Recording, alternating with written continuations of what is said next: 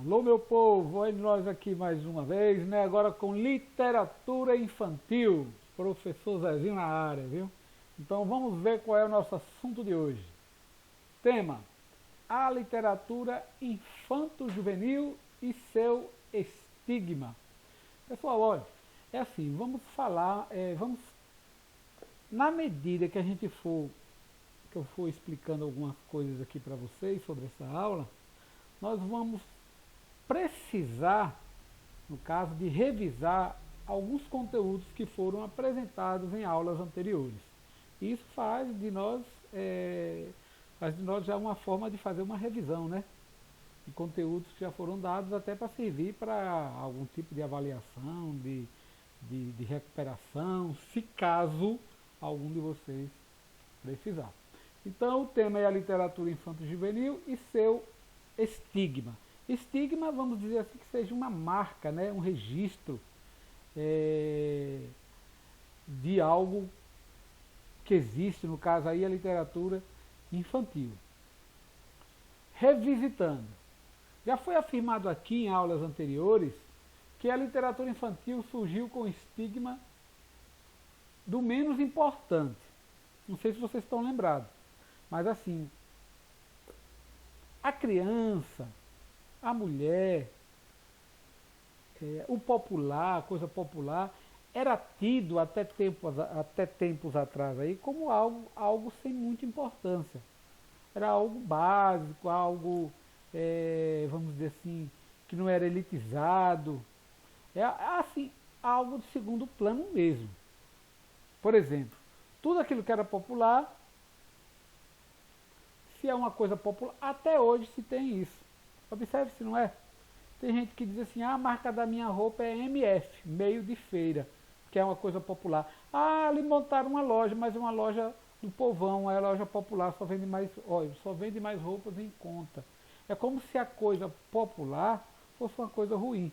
E isso daí não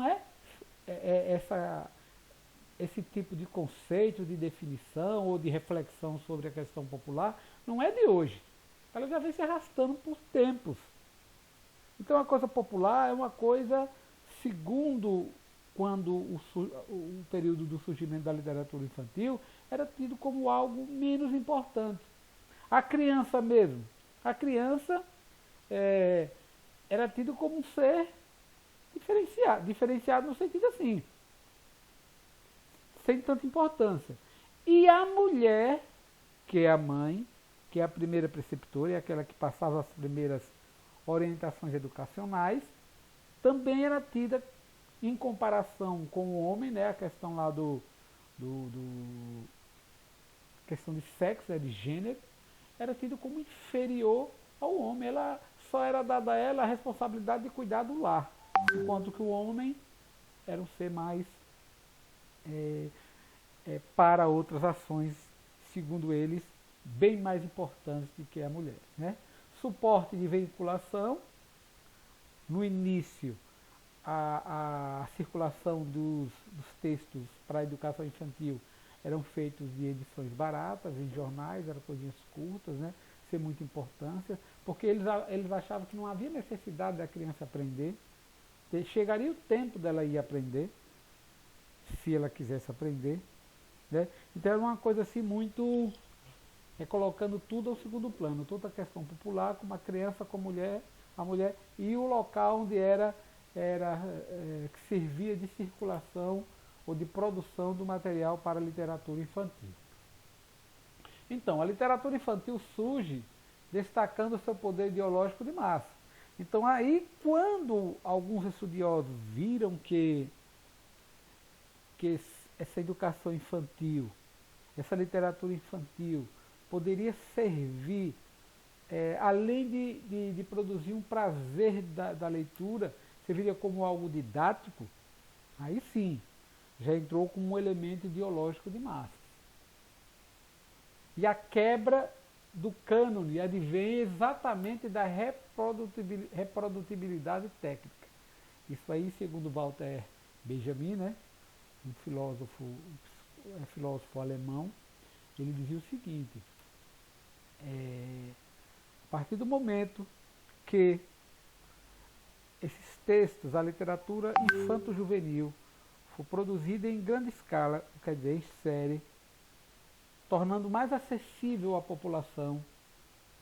As pessoas, vamos dizer assim, vão entender que é importante que a criança receba essas informações logo desde o início.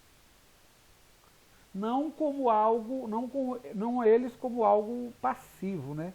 Só para receber informação, e sim utilizar essas informações como algo lúdico, que ele interaja com essas informações, com esses textos, com a ideologia presente nesses textos.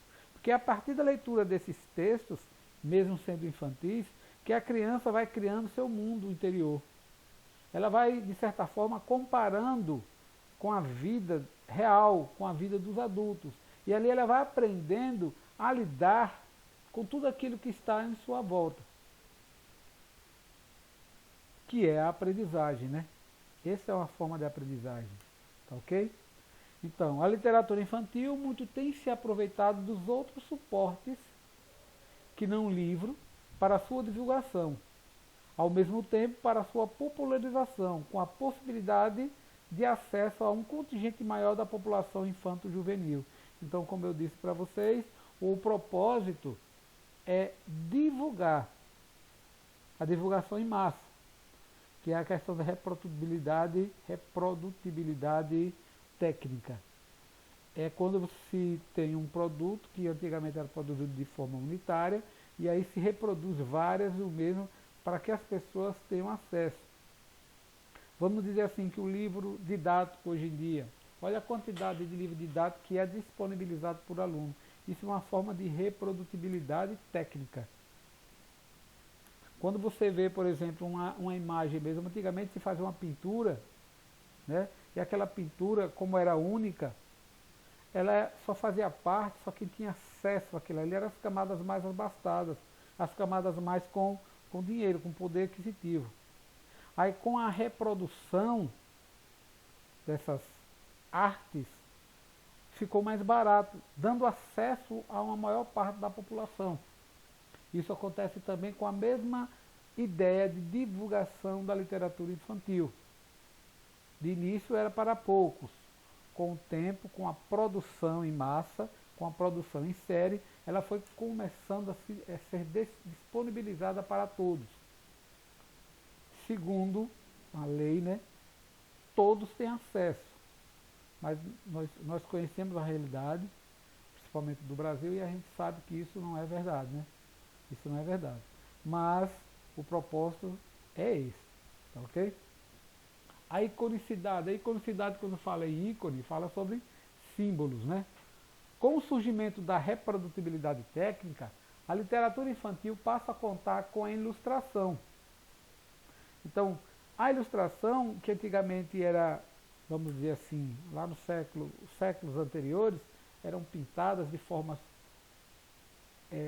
por unidades, né, e eram caríssimas. Inclusive tem até um filme de Goya, né, que fala justamente sobre essas pinturas e o valor delas. Enquanto que nos livros de literatura infantil, quando a ilustração, o desenho começou a vir junto com a história escrita, favoreceu ao conhecimento, a ampliar o conceito sobre leitura. Porque antigamente leitura só era ler o que estava escrito, o escrito. Aí com a ilustração, a criança lê o que está escrito e ainda lê a imagem, lê a figura. É tanto que quando a gente é mais jovem, quando a gente é criança, né, que pega um livro, a primeira coisa que a criança faz era passar página por página olhando as figuras. Porque as figuras é uma forma de leitura. E isso não tinha nos textos antigos da literatura infantil. Aí quando isso chega, aí amplia-se o conceito sobre a leitura. Porque além de ler o texto, faz a leitura das imagens, das ilustrações que estão ali presentes. Podemos citar 3 dos maiores representantes da literatura infantil no Brasil. Temos o Monteiro Lobato, com o Sítio do Pica-Pau Amarelo. Isso é uma forma, esses 3 representantes aqui da literatura infantil, representa fielmente o que eu estou falando para vocês até agora, a questão da reprodutibilidade técnica. É quando se produz textos em séries e isso é repassado à população. Então, o Sítio do Pica-Pau Amarelo ele foi divulgado não só nos livros, não só foi escrito, foi pela televisão, foi feito histórias em quadrinhos, foi feito cinema, foi feito nos teatros. Maurício de Souza com a Turma da Mônica, os gibis, né? As histórias em quadrinhos, também é outra forma de divulgação da literatura infantil. E Ziraldo com a Turma do Pererê, também é outro que, através dos seus cartoons, ele é cartunista, né? Fez isso com muita maestria. Então, pessoal, temos 3 representantes aí da literatura infantil no Brasil, que são representantes da reprodutibilidade técnica. É uma forma de mostrar para vocês. Agora eu vou deixar o seguinte, eu vou passar aqui o vídeo, uma videoaula de uma professora, falando sobre Walter Benjamin, um dos representantes da escola de Frankfurt, que fala sobre a reprodutibilidade técnica. Ok? Só um instantinho.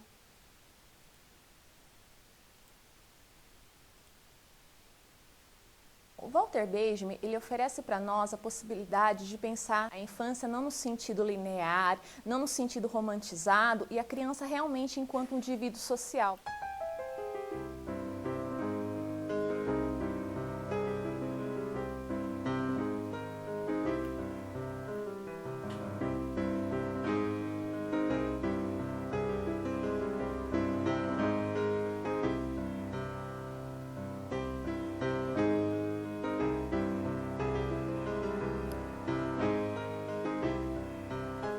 Pessoal, assim como o filme tem 12 minutos, eu vou passar algumas partes, viu? Eu vou adiantar algumas para a gente, é porque só umas partes delas nos interessam.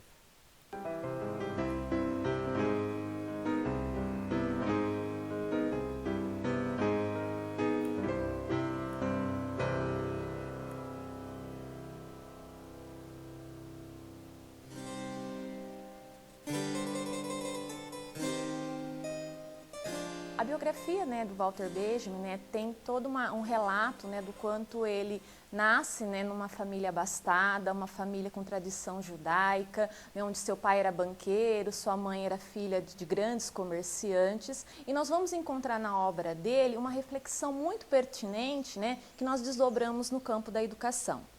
Pensando nos seus referenciais teóricos, nós vamos ter Walter Benjamin, né, como um dos pilares da escola de Frankfurt, né, uma escola que se debruçou a estudar o movimento da modernidade e a influência da indústria cultural, tirando de nós essa perspectiva da cultura como aquela, né, que nos pertence, né, que tem a ver com as nossas construções, com a nossa identidade, e essa cultura se desvirtuando, né, dentro de um processo de modernização, de industrialização, onde ela passa a ser produzida em série. Nós temos também, na obra do Walter Benjamin, um outro desdobramento teórico, que é quando ele envereda, né, para premissas mais pontuadas dentro do materialismo dialético de Marx. A gente percebe que o tom da escrita dele se volta mais para o processo de alienação, né, discutir a modernidade, esse empobrecimento da existência humana, somada a essa questão, né, da alienação do homem, né, e da autoria do homem nessa sua construção, né, enquanto sujeito social.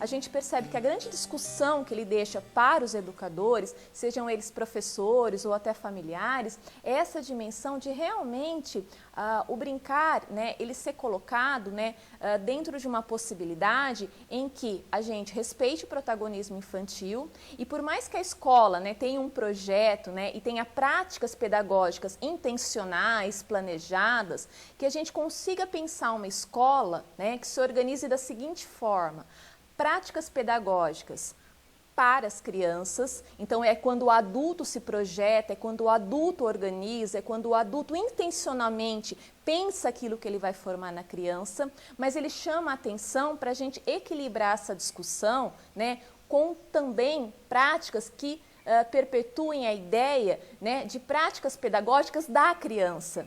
Que a gente tenha essa percepção do para a criança e o da criança, que a gente reconheça a possibilidade que em meio às práticas pedagógicas, que em meio às experiências infantis, o adulto consiga não só direcionar o que a criança tem que fazer, mas que a gente consiga também fazer com que esse adulto escute a criança, observe as crianças, reconheça o que a criança diz, fala, explora, constrói, cria. Então essa ideia da gente entender a criança realmente como um ser social que participa, né, das ações educativas, né, em que ela está lá inserida. A gente encontra um autor, né, que fala da educação nesse sentido crítico, né, quem nós estamos formando, quem nós vamos formar, e a educação nesse sentido, né, de realmente ir ao encontro daquilo que já estava posto, né, até pelos autores da indústria cultural, no sentido de alienação, né, da gente não ter a formação de um indivíduo crítico, né, a ponto de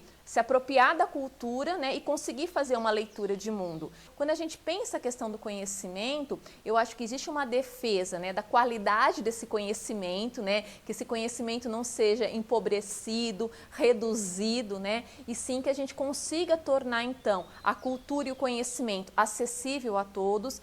A gente pode entender que para os nossos dias, né, ele poderia nos ser útil, né, no sentido de ser contra uma educação, né, técnica, né, que formalize, né, que não dê essa perspectiva da reflexão, que não dê essa perspectiva do questionamento, né.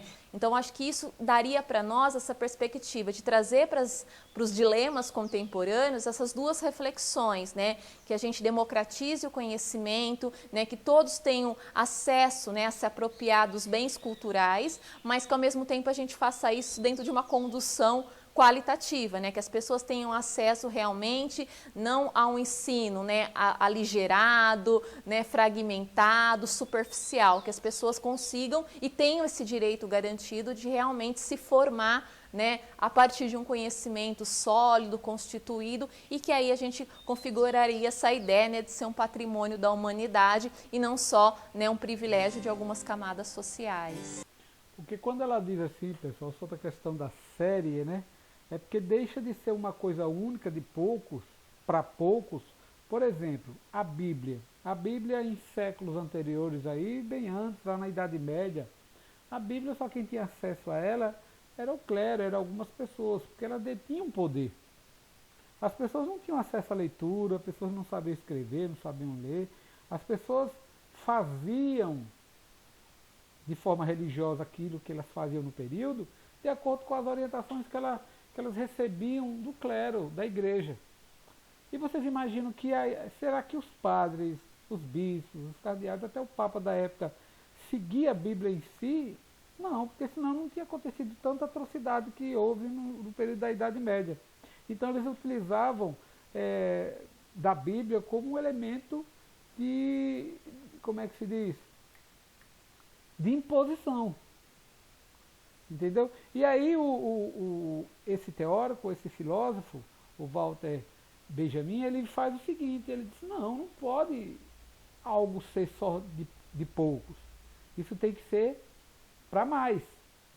Isso tem que ser divulgado, isso tem que ser reproduzido para muitas pessoas e não para poucos. É a questão da obra de arte. Para que uma obra de arte só para um valor de 300 bilhões, como eles falam aí? Vamos reproduzir em série e cada um vai ter sua Mona Lisa em sua casa. Todo mundo tem esse direito. E não poucos. Entendeu? E aí a literatura infantil era vista desse jeito. No início era rejeitada, era com algo sem importância, depois passou a ser para alguns, e depois veio com essa ideia da reprodutibilidade técnica, e aí teve todo mundo ter acesso. Por exemplo, aqui no Brasil mesmo, na década de 1940, 30, a educação era para poucos. Depois foi que teve que abrir espaço para a sociedade mais pobre também ter acesso à educação. Então, pessoal, eu vou mandar essa videoaula para vocês. Espero que vocês deem umas 2 olhadas ou vistas, porque o conteúdo é um conteúdo novo, é um conteúdo discutido exatamente por professores, né? Vocês, no caso, são futuros professores de ensino médio, mas serão, daqui uns dias, poderão ser de faculdade ou de outros cursos, de direito, de medicina, que vocês escolherem para ser, né? E se dedicarem para isso. Mas, por enquanto, e hoje é só isso. Aí eu vou postar a atividade que vocês terão que fazer com base nesse vídeo, viu? Lá no Google Sala de Aula, e também vou postar algumas páginas para que vocês façam alguma leitura também sobre esse conteúdo. Beleza? Então, por hoje a gente fica por aqui e postarei a atividade lá no Google Sala de Aula. Um abraço a todos.